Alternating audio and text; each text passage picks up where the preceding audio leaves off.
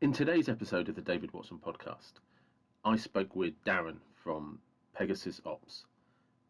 And Darren, his job is International Child Rescue. And it is just fascinating. And I barely scratched the surface. He does an amazing job, him and company, and the people that work with him. And it was everything you can imagine it to be and so much more. And I strongly recommend you check out his website, buy his book, and just, if you're interested in supporting, get in touch with them. But whatever, please do enjoy this episode of the podcast. Thank you.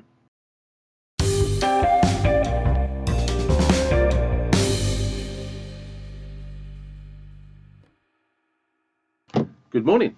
How are you? Yeah, I'm good, thanks. How are you? Yeah. Well, as we were just discussing, completely shitting myself from technical difficulties because I've no idea how to fix them. Yeah. So hopefully this will run incredibly smoothly, and if it does, it's down to me in no way, shape, or form, because I literally don't know what I'm doing half the time with these podcasts. Like I said, if they work, I'm all in. But as soon as there's a problem, I'm like, right. Yeah. Which kind of smoothly segues me towards your job, which when I first seen you on TikTok, I was just like, what the bloody hell? Because it is kind of weirdly the stuff of films, but I'll let you explain to people exactly what it is you do. Yeah. So, I mean, it's definitely the amount of times that I've actually spoken to people and they've turned around to me and they've told me that what I do sounds like a movie. It even encouraged me to actually write a screenplay and then start pushing towards the movie side of things. But we can talk about that later. I basically the basic concept of what I do is locate and rescue missing children and kidnapped children around the world. When it comes to missing and kidnapped children in itself, a lot of people mistake it for being the general stereotype that you'll see on TV for kidnap and ransom. A lot of people mistake it for being parental abductions, and we'll talk about parental abductions later as well. But we go into all aspects of it in the aspect of a lot of children get groomed to join gangs and then cross county lines, are groomed by sexual predators online to run away and be with those sexual predators. Then you've got the sex trafficking side, which is something that we're building up towards. Human trafficking, organ harvesting. There's so many different types of reasons why our children go missing, and I believe that one thing that's very important is that it's never spoken about enough for starters, and it's never highlighted enough in mainstream media or even in general conversations. 8 million children go missing every year around the world. 8 million. That's the estimated 8 million. That's the estimated numbers that are coming out through statistics on online websites that specifically deal with this. The United Kingdom in itself is anywhere between 130 to 240,000 children are reported missing every year, and at least 10% of those are never found. There was only last night, for example, that I had a phone call about a case where a girl was on the way to the bus stop and disappeared. That's how common it can happen. America is obviously a lot worse, and America works out to be about 800,000 children going missing every single year. And there's about a third of those that are never found as well. But worldwide, it's up to 8 million. And those statistics are not even accurate because there's a lot of cases that are not reported, which causes big problems. So the company's called, your organization is called Pegasus, is that correct? Yeah, Pegasus-Ops. Pegasus-Ops. Yeah. And could you and I did briefly speak about this on the phone, but how did you get into this? So I kind of fell into it. I didn't know anything about the industry. I didn't even know that an industry existed. Whilst I was working away in Afghanistan, I was private contracting for 17 years. I started contracting when I left the military. But whilst I was in Afghanistan at the end of 2012, I'd already met this guy before. He was already working in the industry. He used to get in touch with me and ask me for points of contact to help him out in different countries that he was working in. Never really paid attention to it much. I helped him out, give him a name. That person then helped him out on a case. Never really spoke about it in general. At the end of 2012, he gets in touch and he asks me for a point of contact for Lebanon. So I helped him out with that. And then eventually, after a few weeks, he asked me to go over and basically give him a fresh eyes on the case. This is to help him out to see what's going on, to see if he can come up with new ideas, because he was hitting dead end after dead end and couldn't figure out how to do it. So I did, and I went over there. The first week that we was actually involved in that, it opened my eyes massively. We ended up in a situation where we was going into this town. This town was a Hezbollah-controlled town in North Lebanon, and it goes down to the point of what I learned that there was a lack of professionalism in the industry for starters, and we ended up taking a wrong turn. Yeah. Wrong turn is always a key factor for anything going wrong straight away, anyway.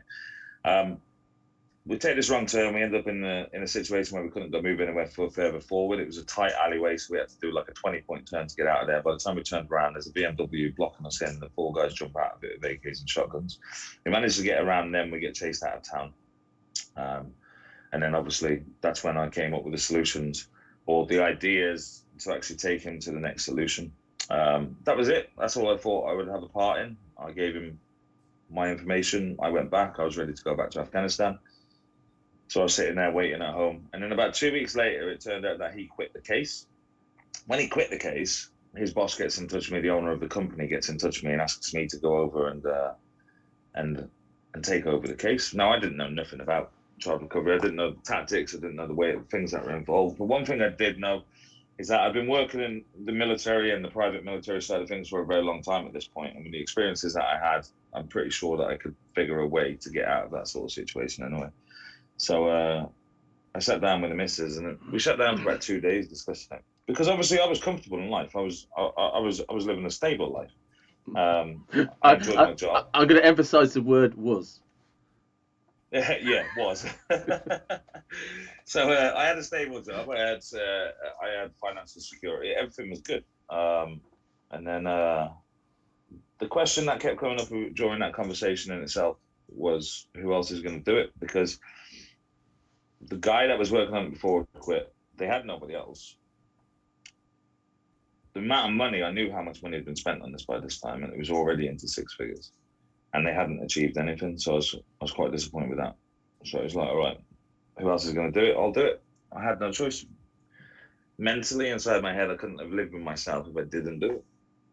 So I went over there, and now this is a long story short, because I do have a book about this, which goes into the full details. I'll make sure the book goes into the link description as well. So. Yeah, definitely. But basically, I went over there, and I set up a military-style operation, and we went in, which involved the borrow extraction and everything. I went in, set up a land operation. I had one of my guys go in and set up the operation out at sea. It involved dealing with the mafia in Cyprus, and the mafia in Cyprus actually helped us out. There were so many twists and turns during it. I got strip searched at one point, and I stood in front of the Lebanese mafia telling them I need them to help me with a Brecon point, like in the military, which was hilarious because they're looking at me as if I'm a nutter. But with all the twists and turns of all the problems that we faced, it was just a case of fixing those problems, solving those problems, and then moving through and getting the operation done. And we did.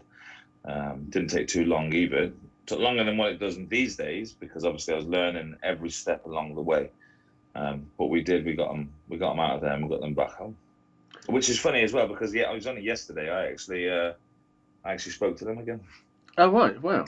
So yeah, that was pretty amazing. There was like so many questions for this. It's like because, like I said, so let's dispel some myths, because obviously everyone's going to compare you to either the Equalizer or Taken.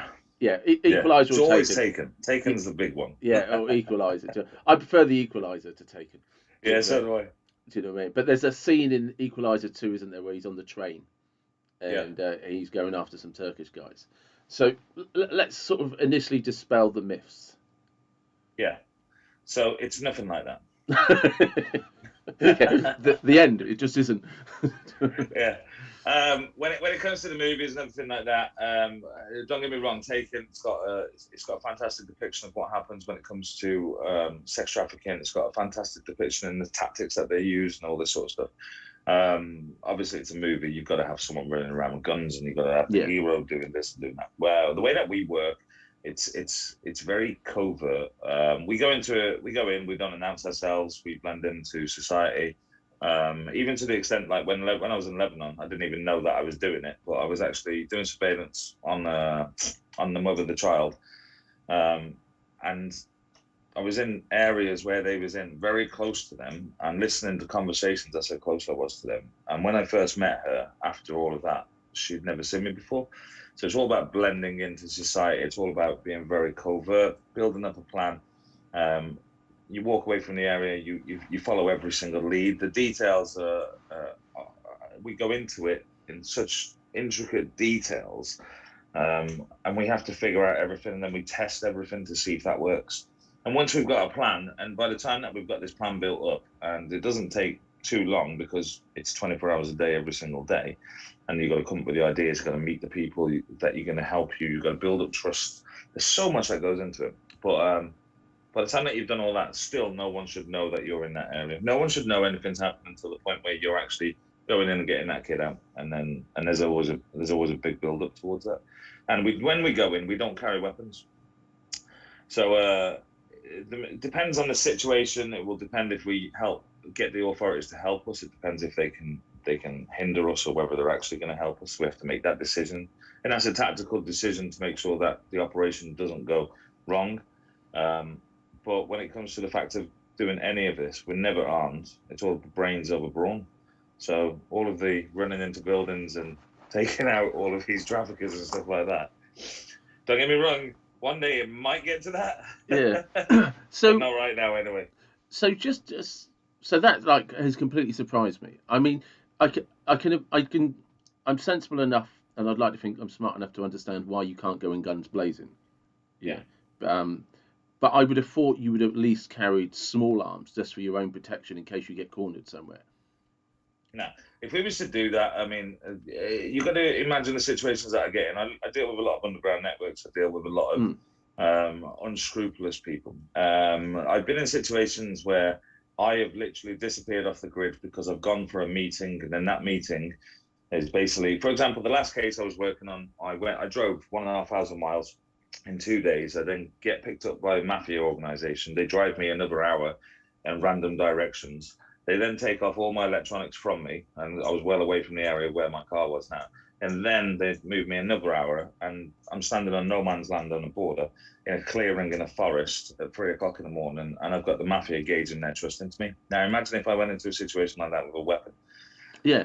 It would turn out very wrong for me. Second to that, it's a case of the fact that a lot of the countries that we work in, they're normal working countries. This isn't like going into the Middle East every single time. This isn't like going into a hostile area every time. There's laws, there's regulations. We have to do everything that we can to stay on that side of the law. So we have to improvise, adapt, and overcome. It's one of the biggest traits that any soldier throughout the world has the ability to do. And we utilize everything to our advantage. We'll try to utilize everything to our advantage. So it's important not to get caught up into that sort of stuff. Now, don't get me wrong. If we went into the Middle East and we went into somewhere like Syria, if we went into somewhere like Sudan, Yemen, or even Afghanistan, we have the capabilities, 100%. If we went into Libya, for example, we still have the capabilities there. But it would be a different setup. Instead of going in as a covert team, we'd go in as an overt team. We'd have armored vehicles, we'd have weapons. And that's primarily for the protection of the clients. And then obviously, once we do the pickup, we've got that protection for the child that we're picking up as well. So it's a different scenario, and we have the capabilities for it. But you don't need to use the same tactics every single operation. No. I mean, obviously, I'm imagining, like you say, if you were that rigid, it just wouldn't work. You've got to adapt everything to, right, forget what we did last time. What's this situation? And then if there's any common themes, I guess you can utilize that experience. But to kind of think there's a blanket solution, you're probably just dead before you even start. You know? Yeah, without a doubt. I mean, this isn't anything to do with like being black or white. This is all about the fact that you have to have every spectrum out there. Everyone talks about being flexible and all this. We talk about being fluid, because that's literally how you have to be. So, geez, I'm running out. I've got so many questions buzzing through my head. So, yeah, like I'm just gonna. How do you not shit yourself at 3 o'clock in the morning in the middle of a clearing? when we plan things, we analyze what is going to happen, the potentials of what could happen, how people will respond. There's a lot of psychological elements that go into it because you psychologically profile people when you're talking to them all the time. As an example, when I was working on a county lines case, I wanted to go to a motorcycle club because obviously a motorcycle club were in charge of certain areas and they know everything about those areas. I had to gauge how the response to me going in there was. I knew that there had to be a show of power, didn't know what that show of power would be. But when I get in there, I got shown that show of power straight away. But also, I also know at the end, they wouldn't be accepting that meeting unless they wanted to talk to me about this. This isn't the case of just grabbing hold of someone and then filling him in or stabbing him. This is a case of, yeah, well, they need to know that we're in charge and they're not almighty and all powerful, but at the same time as that, we will help them. So going into that situation, I had two guys grab hold of my arms and then put a knife to my throat. But the result of that night was me drinking with them and getting their trust to the extent where they helped me massively on that case. Experience takes over. My entire life since I was 16, I joined the military at 16 years old. I served multiple locations with the military. And then when I was 22 years old, I went over to Iraq. That led to Afghanistan, West Africa, and I've been in all sorts of situations throughout my entire life. So taking that experience and that knowledge and then going into something when you're in child recovery, the only difference is that you're alone rather than actually with somebody when you go into these situations. It changes everything massively. Don't get me wrong, there's elements of fear, 100%. There's elements of uncertainty. But at the same time as that, there's elements of knowledge and forethinking. So it's all there. Like it's just crazy. Because it's interesting, like you're saying, because whenever you meet the any form of mafia or anything like that who control a certain area, they want you to know what that means when you meet them. Yeah. You know, just they like, want to show their power. Yeah, and it's just at that point, it's like, just what kind of level of power do they want to show? Yeah, exactly. Yeah. When I was on that last case, for example, there was a lot of weapons there. They wanted to show me that I could just disappear, and they did it very well. To the aspect where it was at that point where I actually got in touch with my own people, and I says, I think you might want to start tracking me now because this is definitely taking a different turn. But they did. I gauged my trust with them, and again, it's an element of power in the way that they want to show power. I had to help one of their leaders to move house, so they would give me a meeting to a different faction on a different borderline. Yeah, and that's a show of power as well in itself. And it works. I mean, I'll do anything to get the case done. So every single time, it's always succeeded that way. Yeah, because I mean, over the years, you know, I haven't always been a podcaster. I'm actually an ex-offender. Nothing serious. Do you know what I mean? It's yeah. But I've met some very interesting people, and it's funny how some of the darkest people you meet have the highest morals. Yeah. And people don't really understand that. It's just like, you know, everyone thinks because they've got no regard for the law, Yeah. that means they have no morals. It's like, in my experience, generally, it's the complete opposite. That I agree with that. Yeah, yeah. Do you know what I mean? It's like the darker, nastier they might be, they're probably the greatest dad ever. Yeah. Do you know what I mean? I find it really strange in the aspect that I have more success using organized networks, let's say, than using the authorities, because the authorities will do everything that they can to stop us on a lot of occasions. Whereas obviously the underground networks, the organized networks, they're all about assisting us.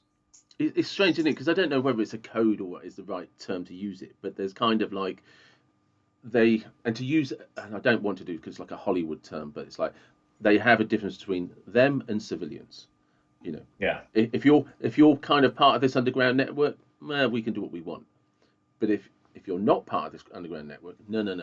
People need to be left alone. They don't deal with what we do. And when you start interfering, and like I said, a lot of them, like I said, who I've genuinely just like met one or two people that have been like done for murder and stuff, and wouldn't hesitate to follow up with something. But if you kicked the dog or spat at the child, right, you better be exiting very quickly. Yeah. It's true though, isn't it? It is. It's Uh, really, really bizarre how that works. And apologies, because there used to be this very, I can never remember the name of it. There was this very interesting book um, that I read about 20 years ago, and it was talking about a very far stretch of Russia that was completely controlled by this mafia guy, and he policed it as well, the entire yeah. town. And everyone left him alone because he run everything almost like the mayor.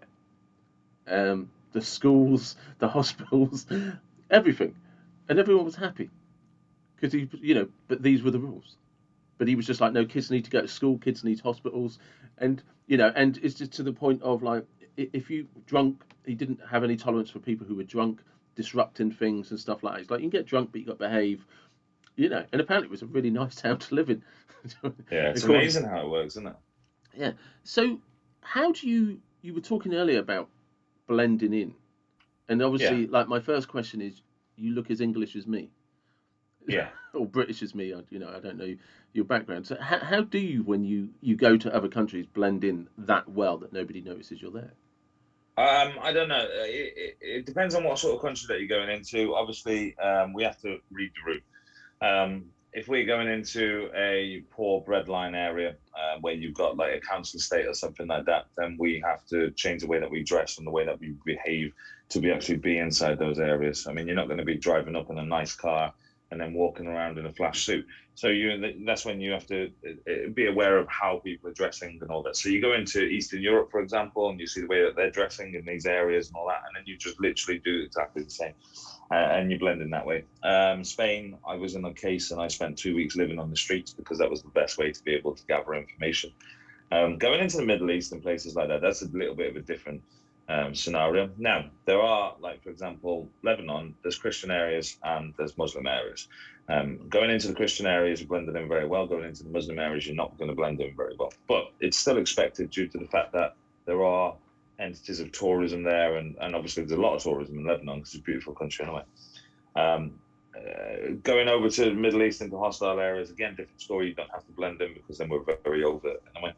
But a lot of times we use translators. We'll use fixers, local fixers. So a lot of times you don't have to go into a situation by yourself in the aspect of trying to set up a situation by yourself because you've got to try to gauge the trust and everything like that.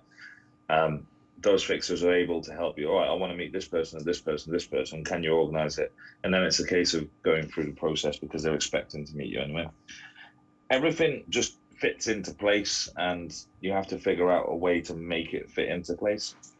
And it's kind of what we're good at more than anything. Is there an approach to solving problems? Yeah, just analyze it. You have to analyze it. The way that I solve the problem of child recovery cases is a case of if I drive down the road and I've got a junction and that junction can take me in three directions, so I need to drive down every three of those directions to see what's down there. When I get down there, I need to see what is down here that could make things fail. I always try, no matter what we do, every plan that we create, and for one case, we could create 20, 30 plans. You have to try to destroy the plan.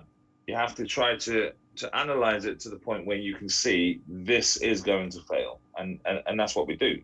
We do everything we can to make that plan fail, and then you're able to take the strength of that out of each part of that plan and each direction that you're going, and then connect it together to the point where you've got a higher success.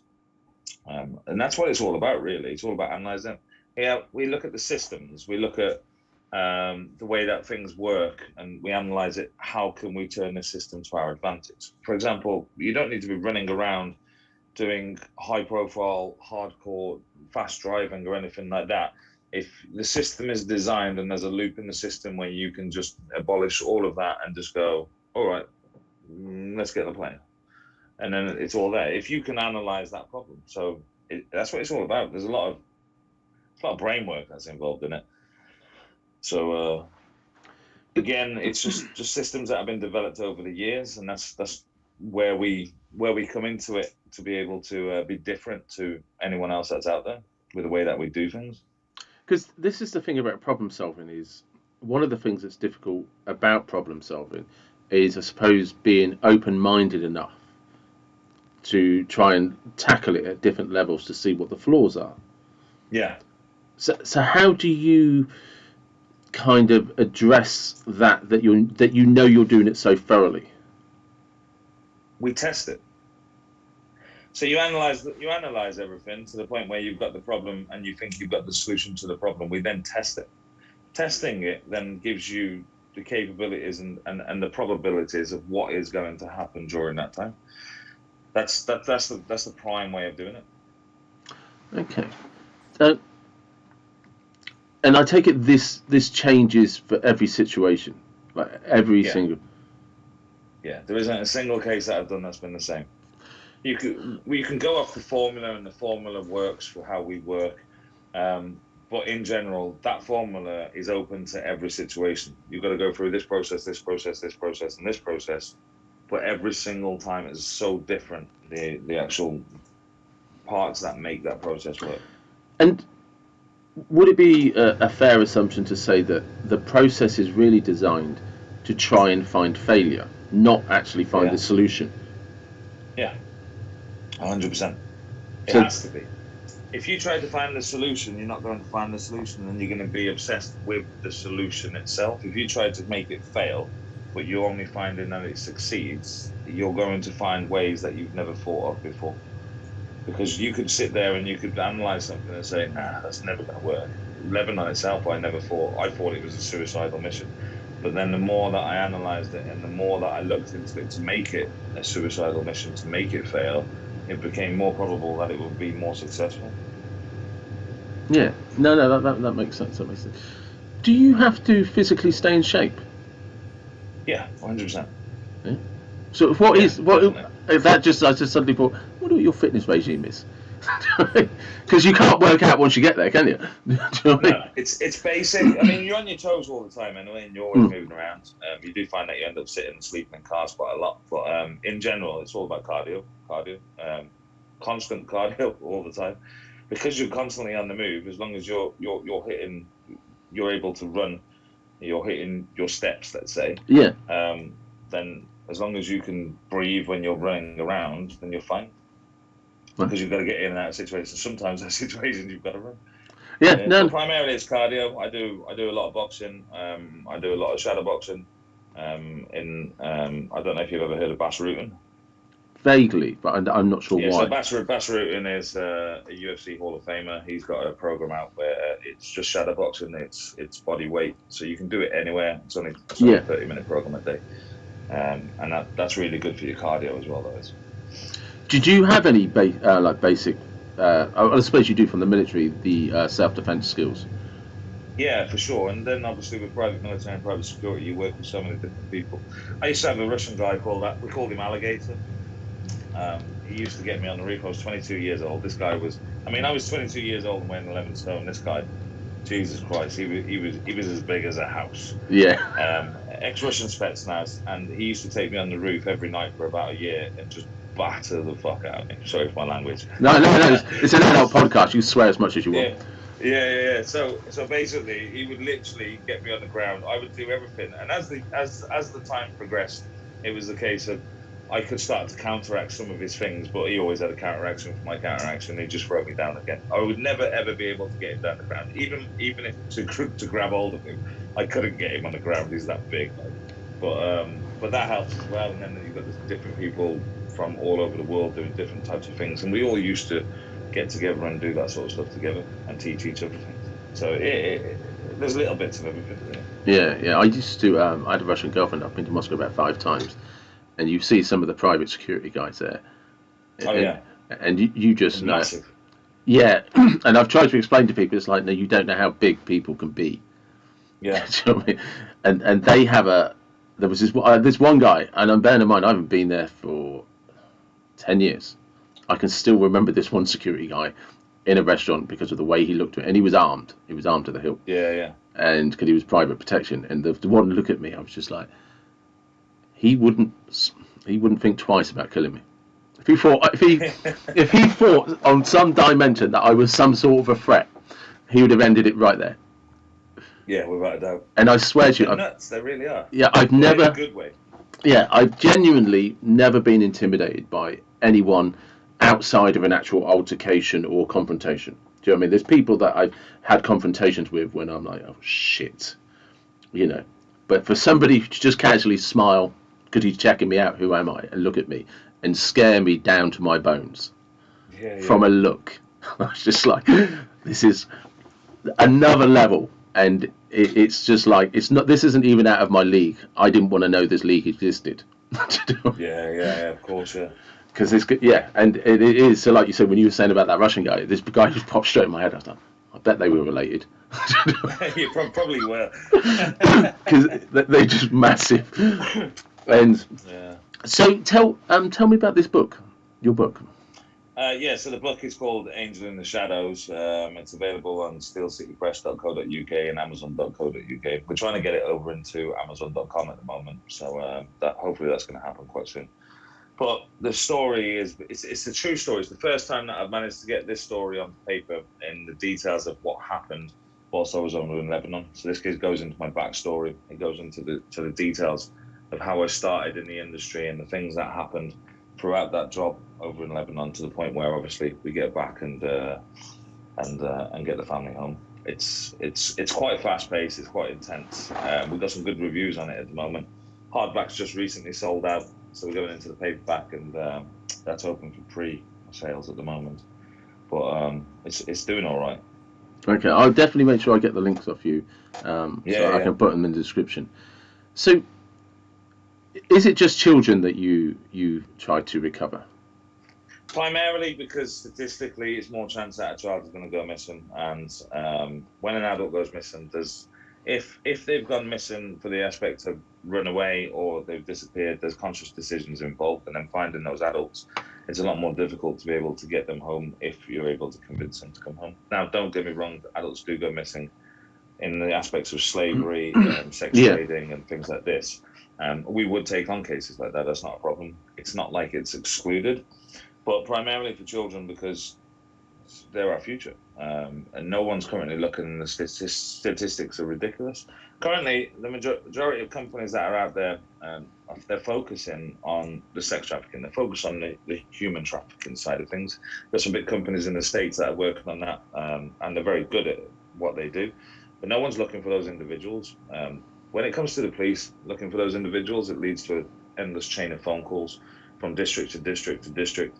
And then if that goes international, it's an international phone call, and then from district to district to district. And the investigations are slow going, and that's why they end up with a release of a phone number. If anyone's got information, pass it on, because obviously they end up losing all leads.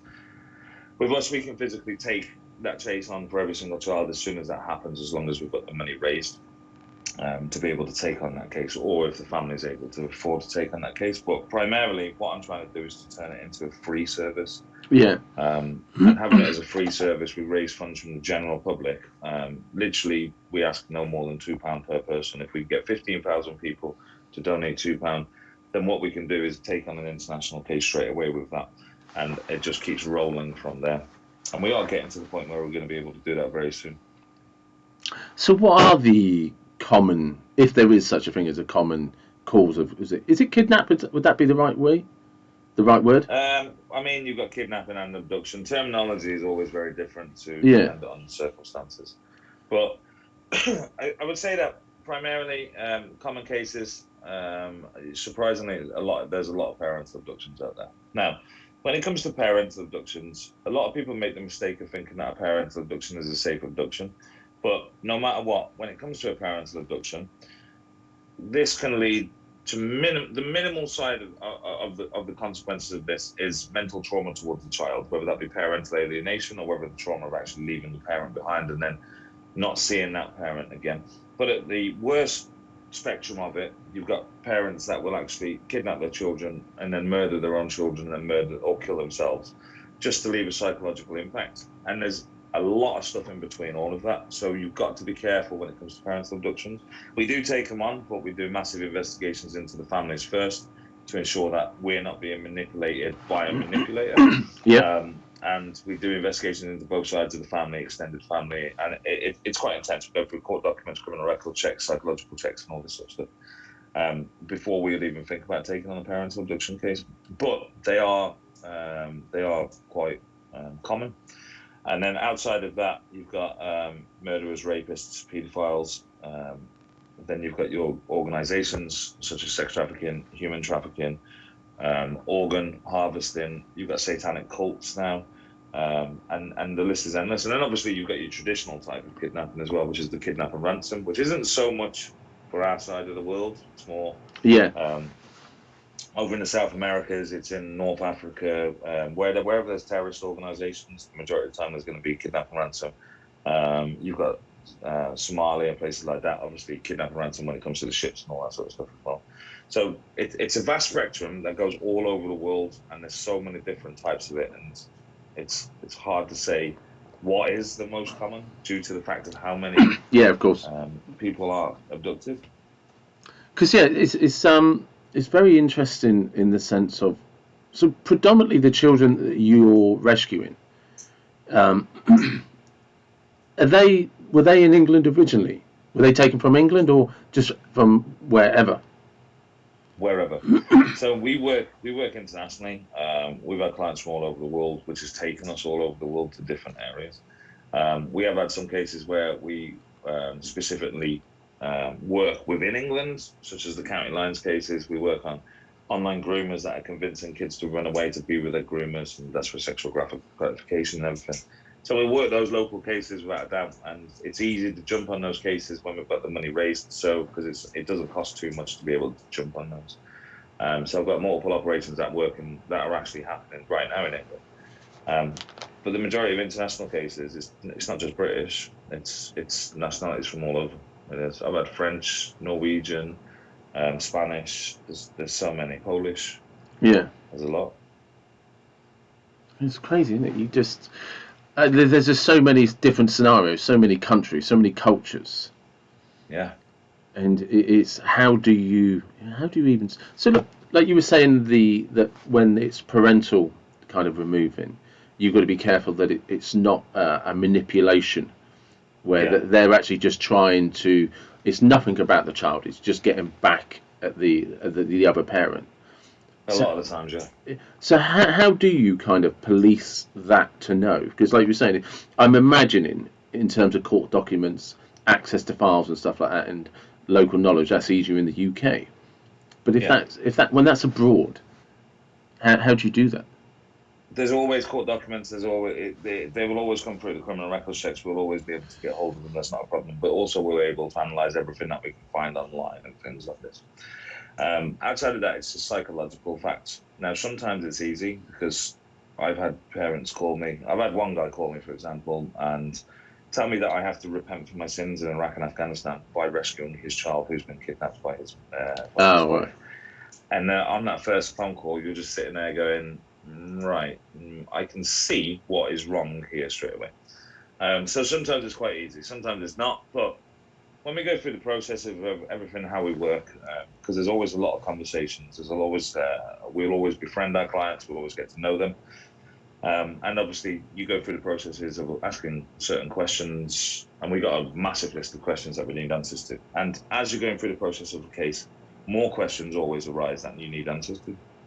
So going through that, and then it's kind of like, it's an interview process, but technically it could be classed as a kind of interrogation process. So the more that you speak to someone, and it always happens, you will always see psychologically that they're trying to hide something. Yeah. And it will always come out, it will always come about, and then there's always little pieces of the puzzle that don't connect where they're supposed to connect, and there's always a reason why they're not connecting. Whether we can figure out why they're not connecting or not is a different story. But if there's that massive gap there, then that raises a red flag straight away, because you're there going, why are you avoiding this part of this, and why are you avoiding that part of that? And we'll just go over those questions continuously, and even turn around straight off the bat and say, right, I believe that you're hiding something from me there. I need you to tell me what it is right now. Yeah. You either get it out of them or you don't get it out of them, but you've just got to figure it out. It's funny you say that. There's a thing in therapy that it's actually what you don't tell me is what I'm going to ask you about. Yeah. And it's hard to explain to people, but it's just, if I'm having a conversation with you, there's something subconsciously, I think it's very deep in the subconscious, that you're expecting to hear.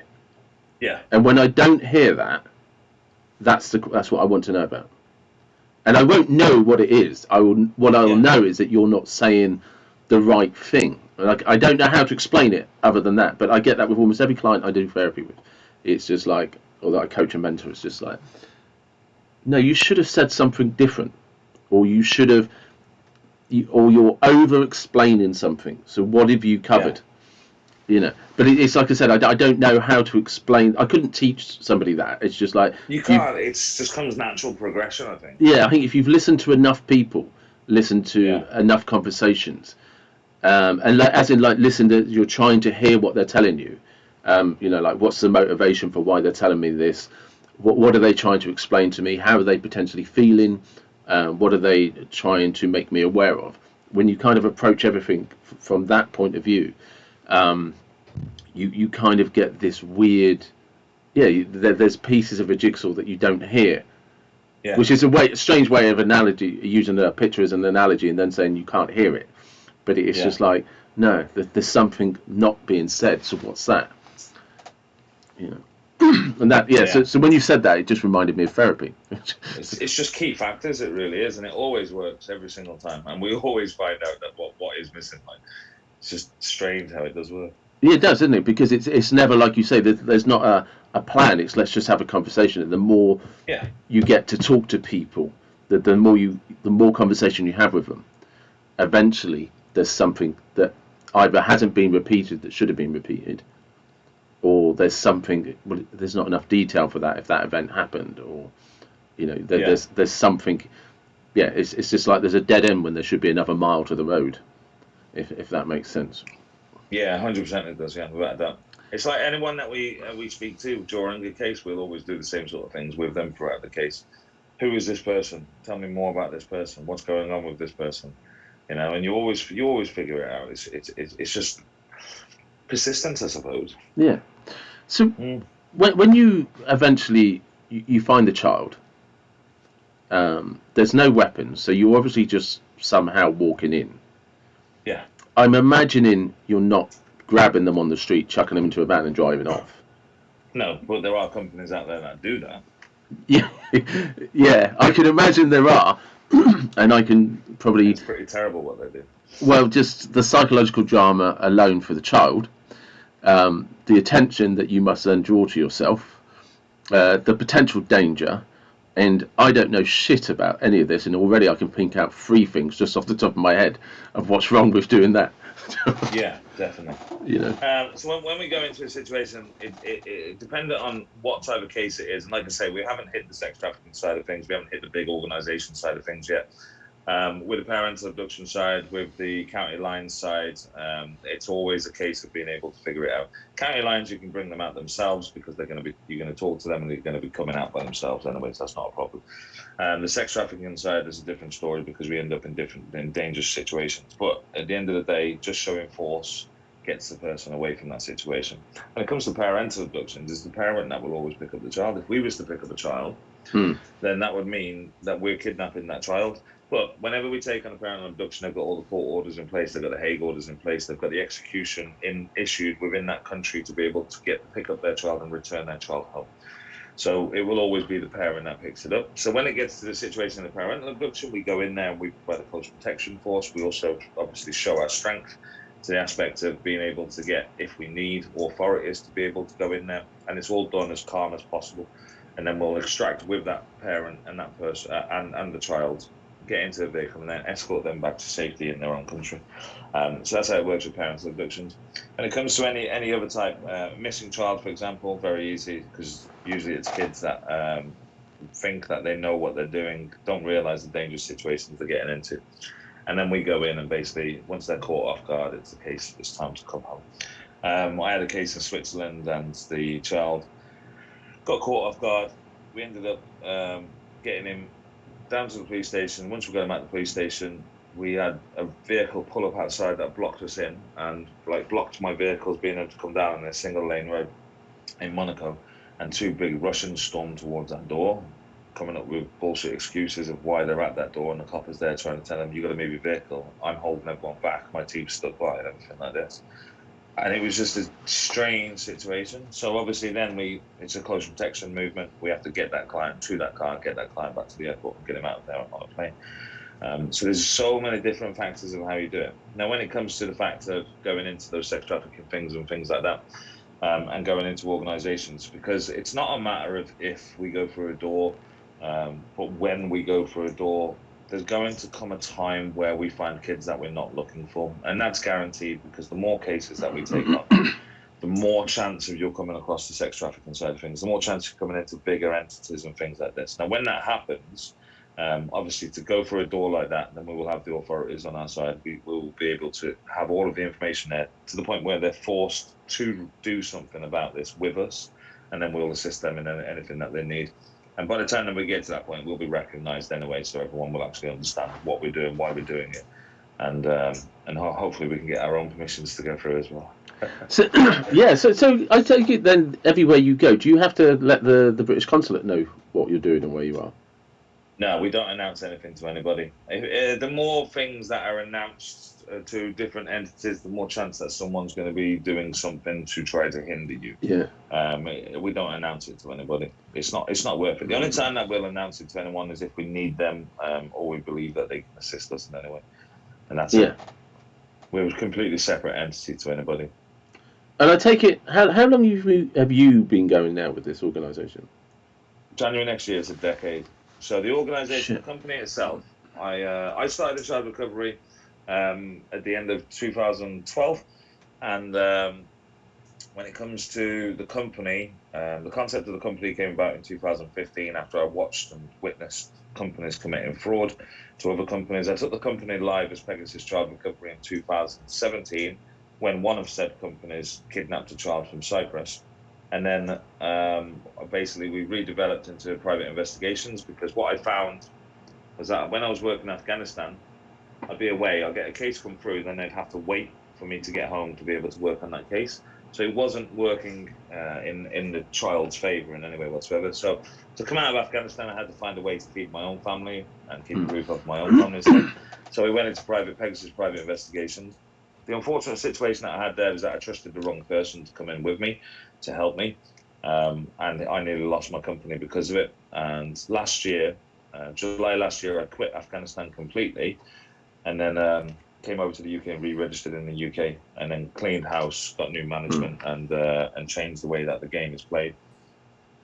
Okay, so, and I'm guessing after 10 years, you probably have some enviable contacts with the underworld that most authorities would love to have. I would probably say so. Yeah, allegedly, that might be a case. Yeah. That might be a case. Because has that ever happened where you've used the same people again, who've like? Yeah, I got some very good relationships with a lot of different networks all around the world. Yeah, very good relationships. Yeah. That's crazy. I'm going to save that for another podcast. Yeah, I think you should. Yeah, if that's okay. And could you just, like I said, I will put all the links in the description, but could you just, again, explain to people about how they can help you with funding, where to donate money? Yeah. So we've got a Just Giving page that's out there, and obviously for that, our prime goal is to get as many people as possible to donate as little as possible, because it's based on the concept of, if you was to buy a cup of coffee for £4.50, we're only asking for £2. So that's half a cup of coffee a month. If we can get 60,000 people to donate £2 a month, we've got 4 cases every single month that we can work on actively, and that's 4 kids that we can get back every single month. Currently, I've got 14 cases sitting on my desk we can't act on because we don't have the money, and that's one of the biggest problems. Outside of that, for donations, we've got merchandise for sale on the website. We've also got the book for sale through Steel City Press and Amazon.co.uk. And we've also got Patreon. Patreon is one of our biggest focuses at the moment. Start pushing it out there because it's a monthly subscription service, and you get exclusive access to my mind, exclusive access to stories from my past, exclusive access to my thoughts and feelings whilst on a case. And we're building that up to the point where we can put videos on there and do live question and answers. And you'll be able to see footage from cases on there as well, eventually. But they're the prime ways of donating at the moment. Okay, and social media is the best place, TikTok? Yeah, best place is TikTok because you're going to get a lot more information from the videos that I put up on TikTok. Outside of that, we do have obviously Facebook and Instagram. Okay, right. Well, that's been brilliant. Thank you very much. I appreciate it. Thanks for having me on. You're welcome. So that's Darren from Pegasus-Ops. What an amazing guy. One of the most extraordinary people I've had the pleasure of speaking to on this podcast. Please do check out his Patreon, his website. The links will be in the description. And find out more about him. You know, there's many organisations out there that are deserving of support. And for me, this is definitely one of them. And as always, thank you very, very much for listening. And please do like, subscribe, and share.